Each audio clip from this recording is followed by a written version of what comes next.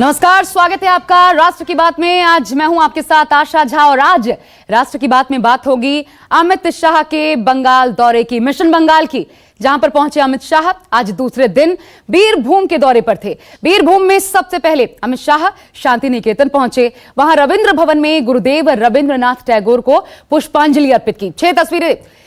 8 तस्वीरें इस वक्त हम आपको दिखा रहे हैं। इसके बाद विश्व भारती विश्वविद्यालय के सांस्कृतिक कार्यक्रम में शामिल हुए। यहां से अमित शाह बोलपुर के एक बाउल लोक गायक के घर पहुंचे। लोक गायक के घर लोक संगीत सुनने के बाद अमित शाह ने उनके घर खाना भी खाया। इसके बाद शक्ति प्रदर्शन के तौर पर बोलपुर में ही एक रोड शो किया। रोड शो खत्म होने के बाद अमित शाह ने एक बार फिर ममता बनर्जी पर करारा हमला बोला। शाह ने कहा, बंगाल की जनता तय कर चुकी है, इस बार बदलाव होगा। इससे पहले कल आपको बता दें कि अमित शाह ने मिदनापुर में सिद्धेश्वरी मंदिर और महामाया मंदिर में पूजा अर्चना की थी। बेलीजुरी गांव में किसान के घर भोजन किया था। और ऐसे में आज राष्ट्र की बात में जो सवाल है वो आपके सामने रखते हैं। आज राष्ट्र की बात में सवाल, एक्शन, पूजन और भोजन से बंगाल साध पाएंगे शाह? इसी पर बात करेंगे और मेरे साथ खास मेहमानों का इस वक्त पैनल भी है। शुभांकर भट्टाचार्य टीएमसी से, गुरुप्रकाश जी इस वक्त हमारे साथ बीजेपी से जुड़ेंगे, अमित कुमार मेरे साथ मेरे सहयोगी, और साथ ही आप देख सकते हैं मनोज पांडे बीरभूम से इस वक्त मेरे सहयोगी एक और जुड़ चुके हैं। मैं गेस्ट का रुख करूं उससे पहले अमित, मैं आपके पास आना चाहूंगी। आज बार बार जो चीज जैसे कंठस्थ करवाया जाता है, जो चीज बार बार अमित शाह ने कही, रोड शो में जो अपनी बात रखी, इससे पहले कल भी, ममता दीदी के लिए लोगों में गुस्सा है। अमित, क्या ये बात लोगों के जहन में पहुंचा पाए हैं अमित शाह? अच्छा, पहले अमित इसका जवाब दीजिएगा, पहले सुनवा देते हैं अमित शाह ने क्या कहा। जो ममता दीदी के प्रति गुस्सा है उसको लिखा और मालूम पड़ता है कि बंगाल की जनता तय करके बैठी है, दीदी चुनाव के मैदान में आ जाओ, इस बार बारी कमल की है। बंगाल की जनता परिवर्तन करना चाहती है। ये परिवर्तन कोई एक व्यक्ति मुख्यमंत्री बदलने का परिवर्तन नहीं है। ये परिवर्तन जो होने जा रहा है बंगाल में, ये बंगाल के विकास के लिए परिवर्तन है, बंगाल को आगे बढ़ाना। बंगाल के विकास के लिए परिवर्तन है, ममता दीदी के खिलाफ गुस्सा है, ये साफ बार बार अमित शाह ने बोला। न्यूज़ 24 से एक्सक्लूसिव बातचीत में भी ये बात दोहराई कि मोदी पर भरोसा और ममता से गुस्सा। अमित मेरे साथ जुड़े हुए हैं, अमित बीरभूम से, मनोज पांडे बोलपुर से।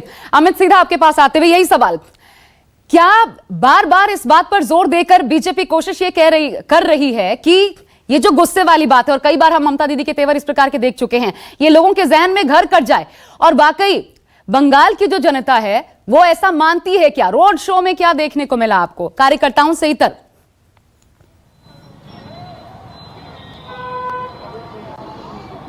देखिए, सबसे बड़ी बात कि ये रोड शो वो बहुत ही बड़ा और बहुत ही जबरदस्त रोड शो था। अगर आप कहें तो अमित शाह खुद बहुत ज्यादा उत्साहित थे। जिस तरह से भीड़ आई, वो भी बंगाल में, इस तरह के समर्थन की उम्मीद बहुत कम होती है जिस तरह का समर्थन अमित शाह को इस बार मिला है।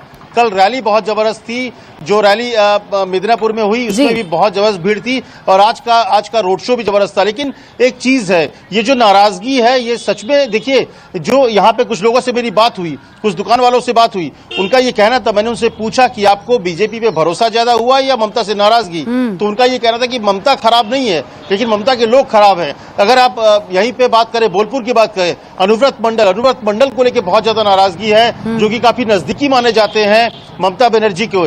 तो ये नाराजगी ममता के खिलाफ हुई है। इससे पहले ये नाराजगी इसलिए सामने नहीं आ रही थी कि सब्स्टिट्यूट के रूप में कोई सामने खड़ा नहीं था, लेफ्ट खत्म हो गई थी, जो विपक्ष का स्पेस था पूरा खाली था। लेकिन लोकसभा चुनाव में 18 सीट जीतने के बाद बंगाल की जनता को यह एहसास हो गया कि ममता हार सकती है, ममता को हराया जा सकता है और बीजेपी वो काम कर सकती है। शायद ये वजह है कि आज भी जब जो रोड शो था या फिर जो तमाम लोगों से बात किया, उन लोग ये कह रहे हैं कि ममता दीदी के साथ के खिलाफ नाराजगी की बजाय उनके जो समर्थक हैं, उनके समर्थकों का जो व्यवहार है, उनके समर्थकों का जो काम है, जो जिस तरह से लूटपाट मचाई हुई है, उसको लेकर नाराजगी बहुत ज्यादा, और इसका फायदा बीजेपी उठा रही है। और बीजेपी कहीं ना कहीं ये संदेश देने में, कन्विंस करने में सफल दिख रही है कि ममता के खिलाफ जो नाराजगी है उसका फायदा बीजेपी को मिलने वाला है। लेकिन बड़ा सवाल तो ये उठता है कि समकक्ष कौन, समानांतर खड़ा किसे करेंगे? ये भी सवाल, क्योंकि गुस्सा तभी भुनाया जा सकता है मनोज जब सामने कौन है ये पता लगे। ये जहन में है क्या बंगाल की जनता के?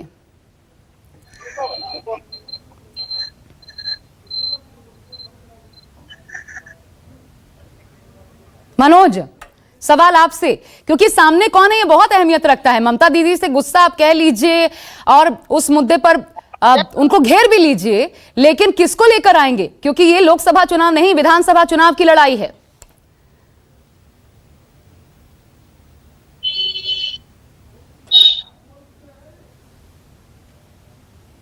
मनोज तक आवाज मेरी पहुंच नहीं रही है, लेकिन अब मैं अपने गेस्ट का रुख कर लेती हूं। शुभांकर भट्टाचार्य टीएमसी से, गुरु प्रकाश जी बीजेपी से।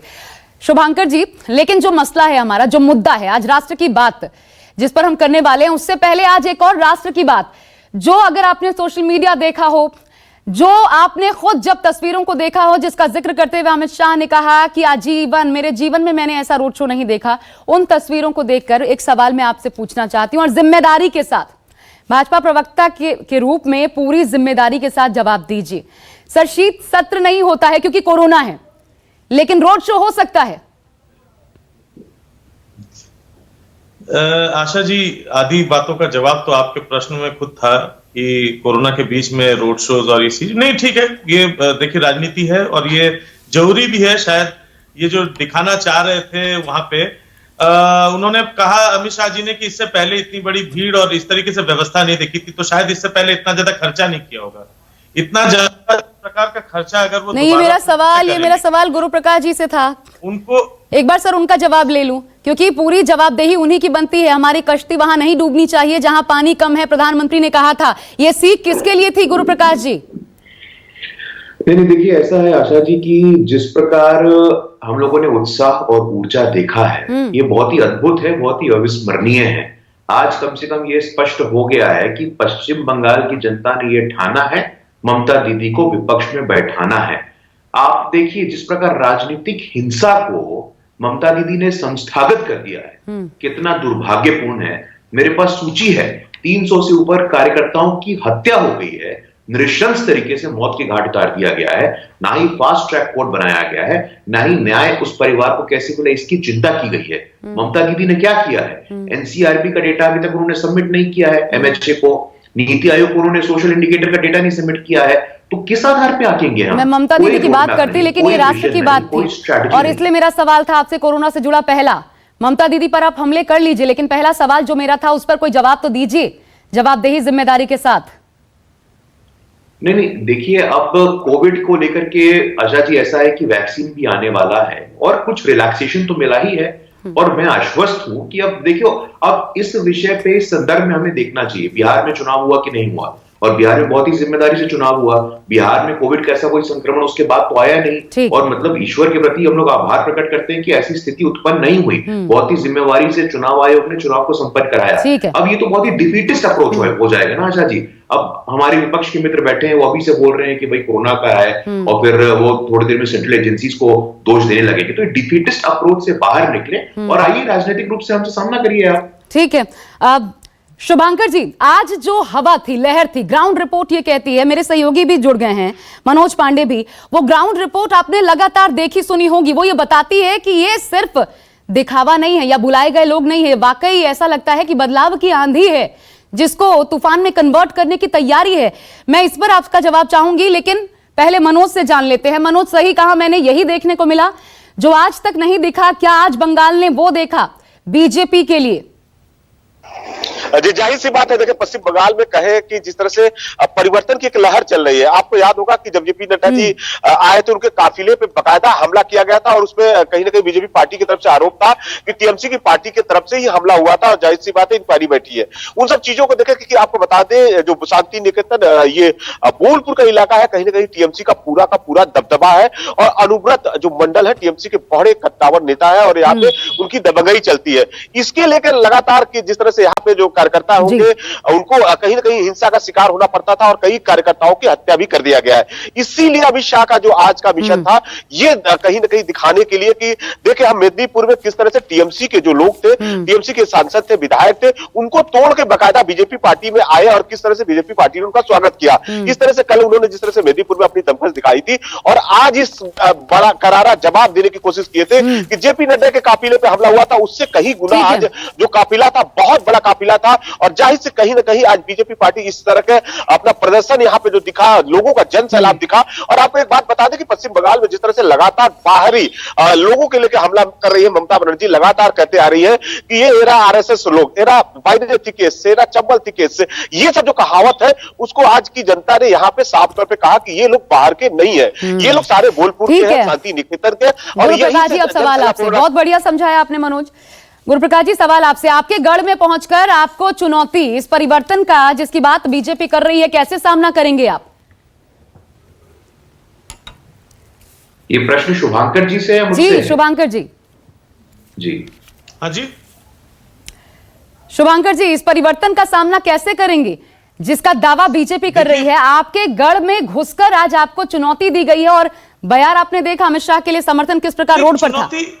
चुनौती किस बात की? अगर हम कहीं पे जाके, अगर हम कहीं पे कोई इस तरीके से कोई कार्यक्रम रखते हैं, तमाम राजनीतिक पार्टियां रखती हैं, ना हो इस बार गृह मंत्री स्वयं गए थे, एक कैश रिच पार्टी के नेता वहां पे गए थे, उन्होंने अपने पैसे का खुलेआम पूरा प्रदर्शन किया, पूरा जो कोरोना का पूरा सब ताक में रख के, प्रोटोकॉल ताक में रख के, ऐसे में तो हम लोग रात दिन फोन लगाते ही सुनते हैं। अब तो हमारी भी मजबूरी बन गई, आगे चल के जब इस तरह के कार्यक्रम करेंगे तो मेरे ख्याल से मीडिया हमसे ये नहीं पूछ पाएगी कि साहब कोरोना के चलते आपने इतना बड़ा कार्यक्रम कैसे किया। और खैर हमारे पास इतना पैसा नहीं होता कि हम बड़े बड़े रथ बना सकते, लेकिन एक बात जरूर है कि हमारी जो नेत्री हैं वो आपको कदम से चलती हुई दिखाई देंगी और उनके पांव के पीछे पीछे हजारों लाखों पांव चलते दिखाई देते हैं। तो ये जो दिखावे का जो है, ये दिखावे का तो कभी ममता दीदी के साथ था ही नहीं।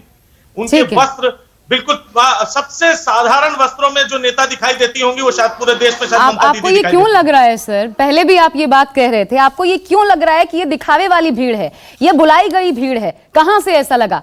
आज एरियल तस्वीरें, एरियल व्यू आपने देखा होगा। मैंने पूरा मैंने व्यू देखा साहब। मैं यही तो बात कह रहा हूं कि आज के दिन में आप एक बात बताइए, अच्छा बीजेपी कोई नए नेता लेके आए हैं वहां पे? आप वहां पे अगर देखिए तो उन्हीं नेताओं के ऊपर डिपेंडेंट है जो अन्य पार्टियों से थे, राइट? ये वही पार्टी के नेता हैं जो पहले कभी कम्युनिस्ट में थे, फिर हमारे साथ आए, आज भाजपा के साथ गए। उनके क्षेत्रों में जब जाते हैं तो उनसे जुड़े हुए जो कार्यकर्ता होते हैं, उनसे जुड़े हुए कुछ लोग होते हैं, वो उनके साथ होते हैं। बाकी का जो चीज होता है, अगर रथ 5-6 तो रथें खड़ी कर दी जाती है, बड़े बड़े रथ खड़े कर दिए जाते हैं। कब आपने देखा ममता बनर्जी को इतना बड़ा रथ ले जाके उनको आप रास्ते पे चलते हुए दिखाई देंगे, वो रिक्शे से भी चलते हुए दिखाई दे जाएंगे। तो साहब बहुत बड़ा अंतर है ये, इसीलिए मैं दिखावे का कह रहा हूं। अगर इन्हीं लावा लश्कर और इसी दिखावे पर अगर चुनाव हो जाते तो आज के दिन में तो मीडिया उनको विजयी घोषित कर चुकी थी। ये तो ऐसा लग रहा है आगे तो चुनाव होने की जरूरत ही नहीं है, इतना बड़ा वो देख। गुरुप्रकाश जी, क्या दूसरे के भरोसे इस बार चुनाव जीतने की तैयारी है? शुभेंदु अधिकारी शामिल हुए, कल अमित शाह ने तो बाकायदा गिनाया कौन कौन शामिल हुआ, कितने लोग शामिल हुए। क्या अब इनके भरोसे? और फिर सवाल कि 5 साल में किया क्या, अगर यही भरोसा है तो? नहीं देखिए आशा जी, आपका पहला सवाल था कि कोरोना के काल में नहीं, वो हो गया, ठीक है, आपने सही जवाब दिया, ठीक है, उसका जवाब मुझे मिल गया। इस पर बात करते हैं। अगर आप बोलने का अवसर है तो मैं पूरा करूंगा, आपके सवाल पे भी आऊं।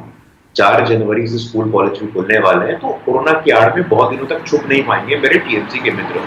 दूसरी बात आपने कही, देखिए घुटन महसूस होता है, और ये घुटन, ये क्लॉस्ट्रोफोबिया सिर्फ पश्चिम बंगाल की जनता को नहीं, टीएमसी के नेता और कार्यकर्ताओं को भी होता है।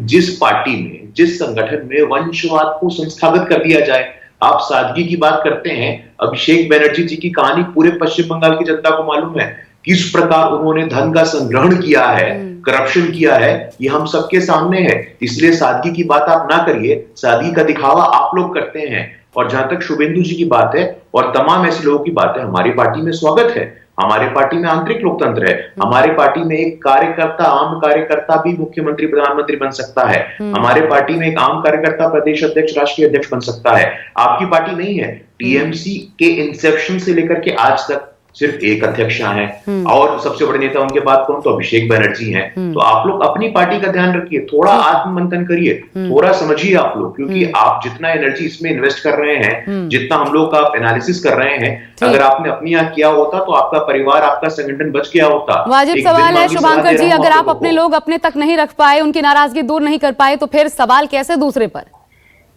नहीं, मैंने तो एक साधारण सा सवाल पूछा जिसका जवाब ये नहीं दिए कि कोरोना पीरियड में जब यहां पे सारे आधे से ज्यादा इंडस्ट्रीज बैठ गई, बिजनेसेस नहीं चल रहे थे, नौकरियां चली गई, उस दौरान में जरा ये तो बताइए इतना फंड आप लोग इकट्ठा कहां से कर लेते? कौन सा जादू है आपके पास कि आपके पास इतना फंड आ जाता है जिस वजह से इतने लावा लश्कर खड़ी हो जाती है?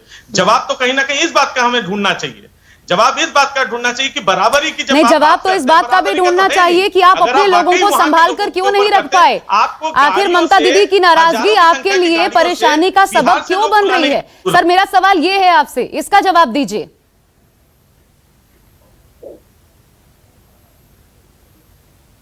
शुभांकर जी, जवाब आपको इसका देना चाहिए कि आप अपने लोगों को संभाल कर क्यों नहीं रख पाए। अगर आपके लोग आपके विरोधी खेमे को मजबूती प्रदान कर रहे हैं, तो ममता दीदी की नाराजगी आखिर क्यों आपके लिए परेशानी का सबब बन गई, और इस समय रहते क्यों नहीं चेते?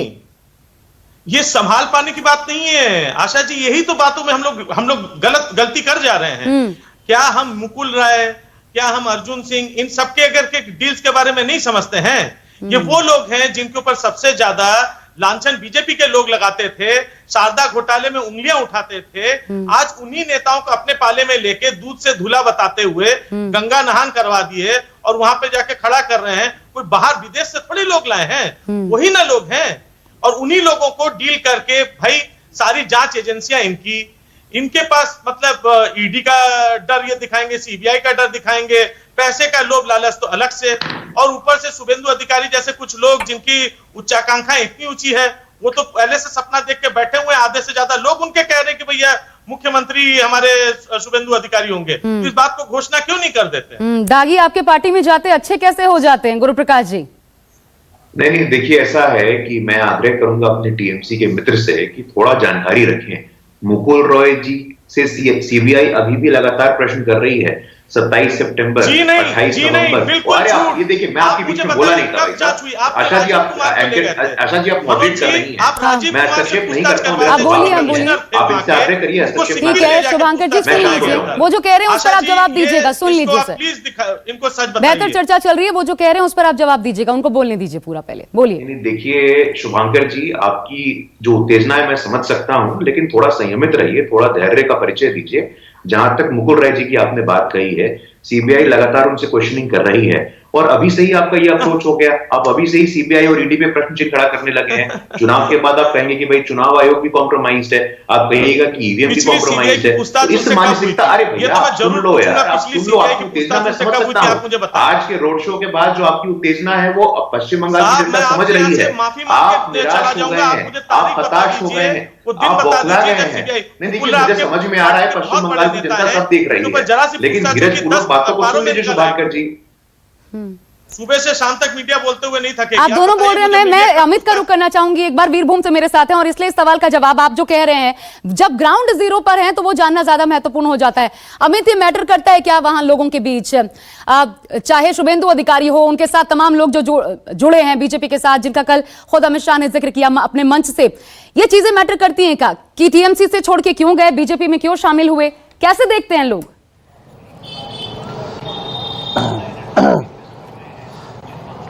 देखिए, मुझे लगता है ये बहुत ज्यादा मैटर इसलिए नहीं करता क्योंकि ममता बनर्जी खुद कांग्रेस छोड़कर पार्टी बनाई थी और उन्होंने खुद अलग पार्टी बनाई और आज सत्ता में है। तो ये कि दल बदल, मुझे लगता है कि बंगाल में दल बदल बहुत बड़ा मैटर नहीं। यहाँ ये मैटर कर सकता है कि किसके खिलाफ क्या मामले हैं, कि उस पर कोई करप्शन के चार्ज थे नहीं थे, इस तरह के मामलों इशू हो सकता है।